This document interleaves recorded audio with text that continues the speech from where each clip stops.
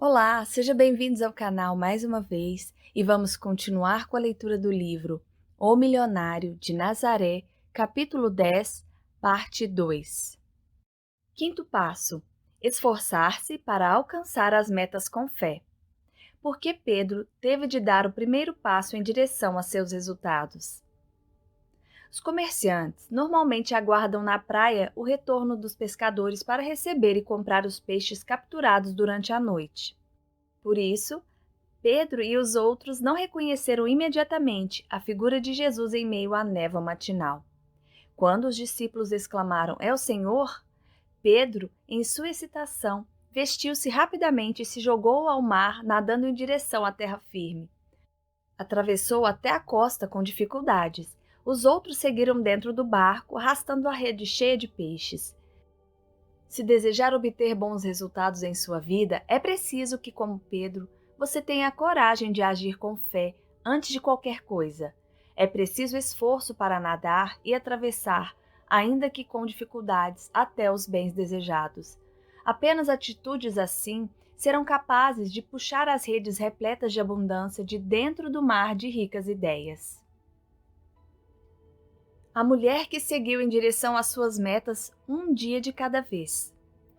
Uma das formas para agirmos com fé é pedir que o poder próspero de Jesus Cristo nos guie, auxilie e nos mostre o caminho para sermos bem-sucedidos um dia de cada vez.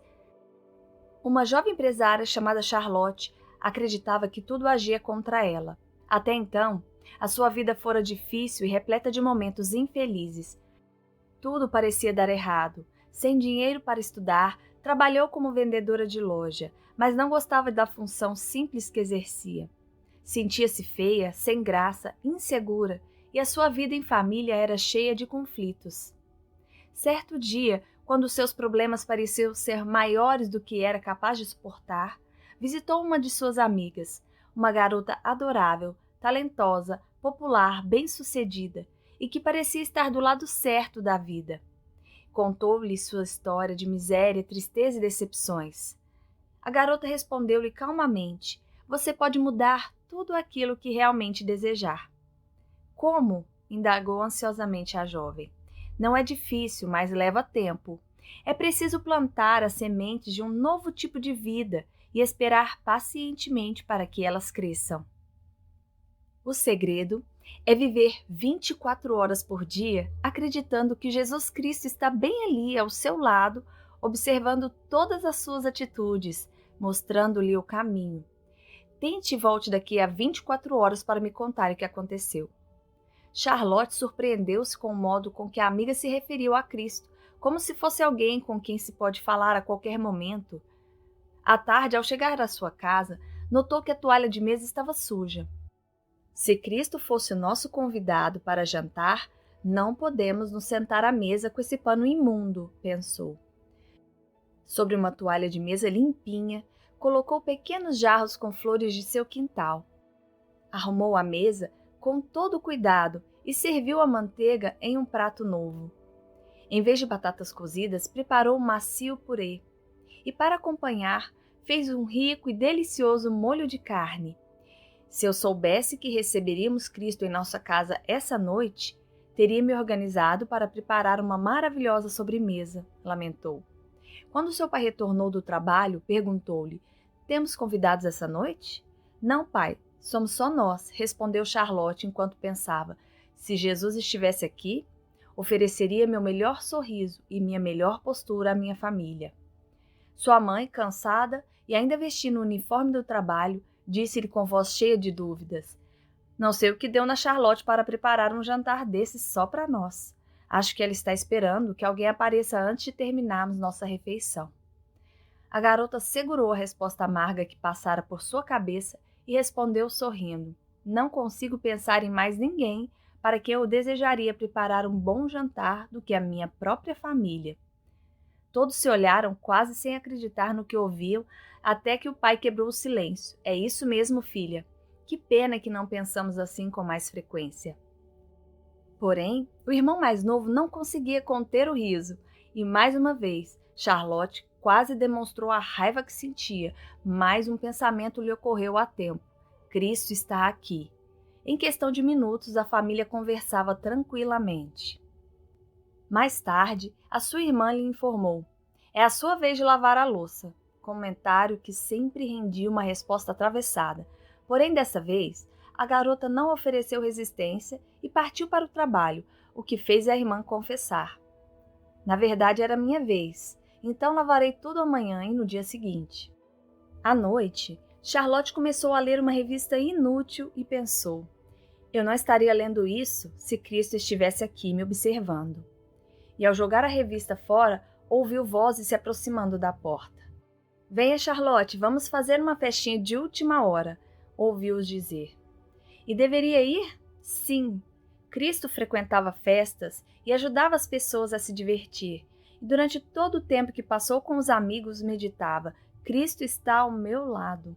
E Charlotte detestava o trabalho. Se ao menos sua família tivesse dinheiro para pagar sua faculdade, teria estudado decoração de interiores. Mas a realidade é que estava em um emprego que considerava sem importância em uma loja qualquer. E na manhã seguinte à festa, tudo lhe pareceu diferente quando disse: Cristo está ao meu lado. Ao entrar no estabelecimento, sorriu para todos os colegas que a olharam desconfiados. E então notou que uma das funcionárias, cuja mãe estava doente, estava chorando. Como está sua mãe? Indagou Charlotte. Ela está muito mal e eu preciso ir para casa. Não chore, tranquilizou a Charlotte. Vou perguntar ao nosso chefe se posso ficar aqui em seu lugar hoje. Em poucos minutos, tudo estava acertado, e assim que a triste funcionária se preparava para sair, Charlotte falou: vamos orar juntas por sua mãe. Cristo está do lado certo e deseja que ela se recupere, pois se preocupa com o sofrimento alheio. Sim, oraremos juntas o dia todo, a garota respondeu contente. E normalmente, Charlotte tinha pouca paciência com clientes presunçosos e mal educados. Entretanto, quando a primeira cliente apareceu, ela pensou consigo mesma: Cristo está ao meu lado. Ele seria bondoso até com as pessoas desse tipo, e sorriu.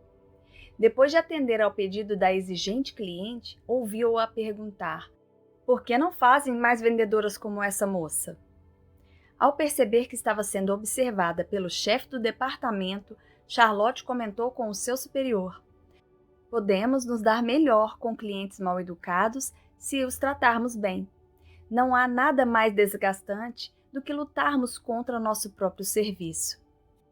O resto do dia correu sem surpresas, e à noite, a jovem foi à casa da adorável amiga para lhe contar como tinha sido as suas 24 horas. Experimentei a sua fórmula de sucesso. Tudo foi diferente, mas os problemas ainda persistem. Eis a resposta da amiga. Quando plantamos uma semente, o jardim não parece se modificar imediatamente, mas as mudanças estão a caminho. Em vez da terra marrom e sem graça que vemos num primeiro momento, depois de 3 meses, o jardim estará repleto de botões. Quando mudamos interiormente, os problemas externos de nossa vida também se modificam. Se persistirmos no pensamento de que Cristo está ao nosso lado a todo momento, a miséria se acaba e as oportunidades surgem. Você atrairá amigos, portas lhe serão abertas, tudo florescerá à sua volta. Você já conhece as palavras mágicas. Cristo está aqui. A aflição interna ou extremos esforços externos não mudarão muito a situação. Somente Cristo poderá fazê-lo. 6º passo. O esforço para compartilhar o que se possui traz consciência de prosperidade, fortalece o caráter e abre caminhos para a vasta abundância. O segredo do banquete farto de café da manhã. Em terra firme, os discípulos foram recebidos por Jesus com um banquete para o café da manhã preparado por suas próprias mãos. Sabendo que chegariam com frio, molhados e famintos, colocou peixes para assar sobre as brasas. Também tinha pão. E, no entanto, não lhes serviu a comida de imediato. Antes disso, fez um convite de prosperidade ao grupo de pescadores. Tragam alguns dos peixes que acabaram de pescar. Com fé, Pedro tomou a iniciativa e, com esforço, arrastou a rede cheia de peixes até a praia. E que pescaria haviam feito? Eram 153 animais. A abundância era tanta que sobrariam peixes. Muitos sacerdotes do passado atribuíam um significado místico a esse número, mas ele simboliza simplesmente a abundância em um número alto e definido. Embora estivesse repleta de peixes, a rede não se partiu, como acontecera no primeiro milagre relatado em Lucas 5. Dessa vez, nenhuma parte da abundância foi perdida ou desperdiçada, o que provavelmente se deve ao processo de evolução dos seguidores de Jesus, que lhes rendeu um melhor controle sobre a substância. Quando Jesus convidou-os a contribuir com o banquete, tinha o objetivo de desenvolver a consciência de prosperidade e a força do caráter do grupo. Era preciso que se esforçassem em compartilhar, antes de qualquer coisa, a abundância que haviam recebido. Como se mostraram dispostos a fazê-lo, Cristo somou o que tinha ao que os pescadores traziam, o que resultou em uma inacreditável abundância. Assim, o mais assombroso de toda essa cena não é uma rede cheia de peixes arrastada por Pedro ou uma fogueira repleta de peixes em brasa, mas o convite de prosperidade de Jesus. Devemos compartilhar o que já possuímos, antes que a abundância inacreditável oferecida pelo próspero Cristo realmente nos pertença. É por isso que algumas pessoas não atingem o sucesso, mesmo depois de iniciarem seus estudos sobre o pensamento positivo. Tentam obter sem compartilhar. Correm para pegar os peixes na brasa de Jesus antes de oferecerem o produto de sua própria pescaria. O compartilhamento constitui o início da melhoria financeira permanente. Sem que doemos antecipadamente e de forma consistente aquilo que já conquistamos, nunca alcançaremos a prosperidade duradoura. O que a última fórmula mística de prosperidade de Jesus pode fazer por você? Muito embora Jesus já tivesse preparado peixe e pães para servi-los às pessoas em outras ocasiões, seu último ato de abundância compartilhando tais alimentos com os seus discípulos teve um significado próspero. Na verdade, é especialmente significativo que o último ato terreno de Jesus, antes de subir aos céus, tenha sido oferecer a fórmula de prosperidade eterna não apenas a seus discípulos, mas a toda a humanidade. Encoberta por simbologias místicas, relativamente poucas pessoas reconheceram o poder de prosperidade que tal fórmula continha. Tenho trabalhado com a fórmula mística de prosperidade de Jesus há mais de 20 anos, e ela consiste em tomarmos o pão e o peixe oferecidos por Jesus a seus discípulos no último e generoso banquete de café da manhã. O processo de desenvolvimento da consciência de prosperidade satisfaz a alma através das seguintes ações. Primeiro, clamarmos pela substância divina como base de nossas provisões e, em seguida, usar as ideias prósperas para ativar a rica substância e melhorar as nossas provisões. Quando aprendemos esse método interno e místico de prosperidade, nenhum outro meio parece nos satisfazer ou perdurar. Praticá-lo afasta todo o temor que sentimos da escassez, inflação, recessão ou quaisquer outras inconsistências econômicas afetadas pelas mudanças na política nacional ou pelas condições instáveis do mundo. O método interno e místico de prosperidade, enfatizado por Jesus no fim de seu ministério terrestre, nem sempre produz resultados imediatos, pois trabalha no mais profundo nível de consciência com o intuito de prover.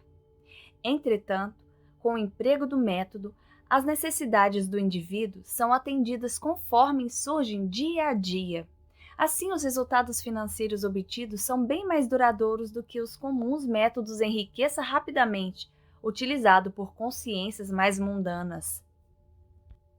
A satisfação da alma que acompanha os métodos de prosperidade místicos de Jesus nos proporciona uma sensação de segurança muito maior do que qualquer outro método. É maravilhoso perceber que os métodos místicos internos de prosperidade podem criar uma áurea de abundância que às vezes faz parecer aos que nos cercam sermos muito mais prósperos do que realmente somos. Talvez a razão para que isso aconteça seja que quando trabalhamos o nível interno, não tememos a escassez, nem nos sentimos ligados à limitação.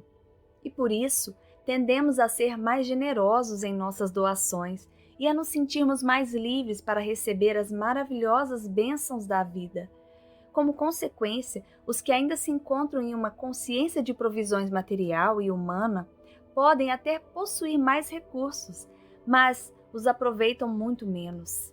Por outro lado, os que trabalham os métodos místicos de prosperidade podem possuir menos recursos, no entanto, ousam aproveitá-los ao máximo e, portanto, aparentemente parecem ser muito mais bem-sucedidos do que seus pares literalmente ricos. Sétimo passo: a substância divina, base de todas as riquezas, é uma valiosa dádiva que pode nos trazer abundância. O poder próspero do pão místico enriqueceu uma família.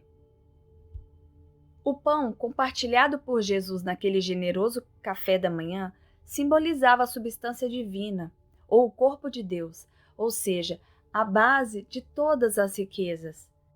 Podemos nos apropriar da substância divina e colher os seus resultados se a reconhecermos como a base de nossa riqueza e clamarmos para que nos prospere. Na virada do século, um empresário descobriu que a substância divina era a base de suas riquezas. Ficou tão fascinado pelo método místico de sucesso que passou a declarar diariamente: ninguém pode deter a minha substância divina, ninguém pode tomá-la de mim. A substância divina é a única realidade de minhas questões financeiras neste momento. A substância divina manifesta as riquezas do universo magnífica e adequadamente, aqui e agora. Sou mantido e próspero através das infinitas riquezas presentes na substância divina. O resultado foi que obteve sucesso quando nenhum de seus associados conseguiu. Os clientes que vinham até sua loja surpreendiam-se por não enfrentarem vendas agressivas. Seus colegas comerciantes ficavam ainda mais surpresos ao vê-lo prosperar em tempos de bonança e também nos tempos de dificuldade. Com isso, pôde abrir outras filiais prósperas de seu negócio por toda a cidade. Quando um amigo lhe perguntou como conseguira tudo aquilo, apesar de sua abordagem aparentemente casual, essa foi a sua resposta: conheço o maior de todos os segredos, de que a substância divina é a base de todas as riquezas. Portanto, não dependo de clientes, condições econômicas ou de qualquer outra circunstância para minhas provisões. Em vez disso, penso na prosperidade e clamo diariamente para que a substância divina me traga sucesso. Esse método tornou-me livre de todas as preocupações com as quais normalmente sofremos em nossos negócios. Mais tarde, a filha do empresário conheceu o mesmo segredo, de que a substância divina é a base de todas as riquezas, e meditava todos os dias a esse respeito. Ao herdar os negócios do pai, continuou a fazê-los prosperar até se tornar uma mulher milionária. Quando os amigos perguntavam qual era o segredo de seu sucesso, a sua resposta era sempre a mesma: aprendi com meu pai o poder próspero da substância. Oitavo passo: as ideias de crescimento são valiosas dádivas que podem trazer-nos abundância. O que um professor conseguiu aprender com o poder próspero do peixe místico? O peixe compartilhado por Jesus naquele generoso café da manhã simbolizava as ideias de crescimento, que também podem ser ativadas através do pensamento positivo e, mais especificamente, com o uso de decretos de prosperidade. Esses decretos de prosperidade são realmente capazes de produzir resultados visíveis e tangíveis? Sim. Na verdade, os resultados provenientes dos decretos de prosperidade podem ser muito mais satisfatórios do que os obtidos através dos métodos humanos de suor e sangue. Um professor universitário ficou encarregado de visitar as principais universidades do país para estudar a sua arquitetura. Deveria relatar suas descobertas aos superiores da faculdade para a qual trabalhava, pois estavam planejando construir mais edifícios no campus. Por ser um estudioso do pensamento próspero, o professor decidiu que em cada cidade que parasse para fazer a sua pesquisa, visitaria também a igreja local do movimento do Novo Pensamento. Voltou para casa bastante animado e, depois de reportar o resultado da viagem a seus superiores, relatou as seguintes descobertas místicas aos amigos. A mais espetacular universidade por que passara era uma das mais conhecidas e ficava localizada em uma das mais importantes cidades do país. A sua arquitetura era considerada tão espetacular que foram gastos milhões de dólares na construção de seus novos prédios. Entretanto, em sua opinião particular, essa maravilha arquitetônica era fria e impessoal.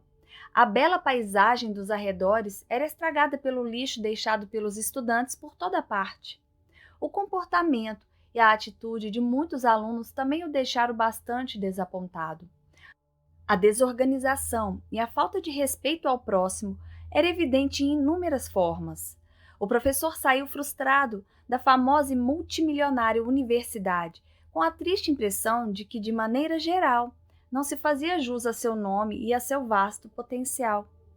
E na mesma cidade, situava-se a que era considerada uma das mais extraordinárias igrejas do movimento do Novo Pensamento dos Estados Unidos.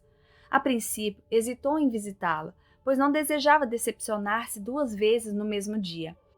Mas o que encontrou, ao entrar no prédio em um culto no meio da semana, foi uma contrastante consciência. Centenas de pessoas estavam reunidas, cantando, meditando e afirmando palavras prósperas de verdade. Os resultados visíveis e tangíveis provenientes do pensamento positivo e do uso de decretos de prosperidade eram evidentes. Embora não houvesse enormes meios de arrecadação de fundos ou milhões de dólares gastos na construção de seu prédio, a bela igreja irradiava uma áurea de abundância, felicidade e paz que o professor jamais havia sentido. Os que participavam do culto compartilhavam alegremente os resultados que obtinham através do pensamento positivo. O local sagrado, sua arquitetura e as pessoas que ali estavam foram uma revelação para o até então desanimado professor. No caminho de casa, refletiu e constatou que, enquanto milhões de dólares foram gastos para erguer os primeiros edifícios que visitara naquela cidade, o segundo prédio foi construído sobre milhões de orações, pensamentos e palavras positivas, irradiando luz e encantamento e custando bem menos. Mesmo assim, constituíam feitos arquitetônicos ainda maiores. Dessa maneira, nos dias de hoje, o próspero poder de peixe místico oferecido por Jesus a seus seguidores no último banquete de abundância funciona através dos pensamentos e palavras de crescimento e produz resultados visíveis e satisfatórios. 9º passo: o poder próspero do desprendimento. A última mensagem de prosperidade de Jesus. O primeiro e o último milagre dos peixes de Jesus foram encerrados com a mesma mensagem. Não devemos conservar ou nos prender às nossas posses. Existe um poder próspero no desprendimento. Enquanto o primeiro milagre foi concluído quando os pescadores deixaram tudo e o seguiram, o último terminou com a pergunta de Jesus a Pedro: Você me ama mais do que estes, que seriam os barcos, peixes e redes? Eles o amavam e, para prová-lo, deixaram seu ofício para sempre. É bastante significativo que, ao final do último milagre dos peixes, os discípulos tenham mais uma vez se desprendido da abundância que havia reunido em seus barcos e redes. Preferiram seguir como pescadores de homens, espalhando o evangelho da verdade próspera para todo o mundo antigo. E durante o processo, mantiveram-se através da doação e das oferendas realizadas pelas pessoas às quais serviam. No decorrer do desenvolvimento de nossa consciência de prosperidade, Também atravessamos ciclos de crescimento e evolução, os quais, ao final, superaremos, podendo ampliar tal consciência e gozar de seus resultados visíveis. Podemos ainda nos sentir tentados a abandonar tudo e começar um novo ciclo de desenvolvimento, talvez recomeçando do zero. Nesse momento, devemos levar muito pouco conosco, além do que aprendemos no ciclo anterior. Um conhecimento de valor inestimável que nos ajudará a obtermos sucesso na nova etapa. O último passo, o desprendimento, segue-se o sucesso renovado e uma gratificante abundância. A história de sucesso está só no começo, assim como a sua. Se os pescadores tivessem sido bem-sucedidos em sua última expedição, seria quase impossível que renunciassem às suas embarcações para sempre. E foi justamente a ausência do sucesso em sua última pescaria através do esforço humano que os fez desejar abandonar o seu antigo ofício e continuar a obra do próspero Cristo. Quando seguiram suas instruções de jogar as redes do lado direito, obtiveram grande abundância material. E parece ironia que tenham se libertado do êxito externo, abandonando suas redes repletas de peixes para sempre. No entanto, não era o fim de sua história de prosperidade, era só o começo. Aqueles homens comuns estavam entre os que se tornariam os iluminados apóstolos do início da era cristã, um dos períodos mais importantes da história. E sua missão seria colossal: espalhar o evangelho da verdade próspera para todo o mundo antigo. Séculos mais tarde, quando tais evangelhos não mais atraíam a atenção das massas, os ensinamentos eram transmitidos secretamente apenas para alguns poucos privilegiados.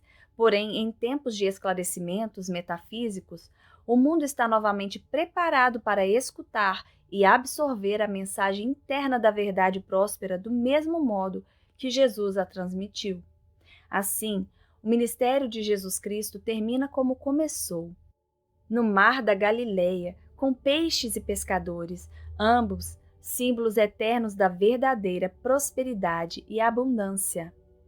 Acredito que algumas das verdades contidas neste livro ajudarão você a abrir a mente para a abundância ilimitada que pode ser sua, caso se mostre disponível aos métodos internos de prosperidade demonstrados e pregados por Jesus. Que as fórmulas de prosperidade universal do milionário de Nazaré encham sua consciência até a boca, com paz, poder e abundâncias verdadeiras, levando-o assim ao lado certo de sua vida. Resumo: 1. Jesus estava tão interessado na prosperidade de seus seguidores que apareceu para seus discípulos, mesmo depois de ter ressuscitado, mostrando-lhe como transformar seu fracasso em sucesso. 2. Através dos 2 milagres dos peixes realizados no início e no fim de seu ministério, Jesus selou sua enorme contribuição à humanidade com abundância. 3. Jesus sabia que nada podia ser maior para o reino dos céus do que mostrar às pessoas como obter sucesso em seus negócios através de métodos espirituais. 4. Os passos que podem nos levar ao lado direito da vida. A. Pedir ajuda ao próspero Cristo, pois existe um poder de prosperidade em seu nome e presença. B. O ministério de Jesus teve início na próspera Galileia, e também podemos chegar lá através do olhar elevado, seguido de pensamentos, palavras e ações disciplinadas.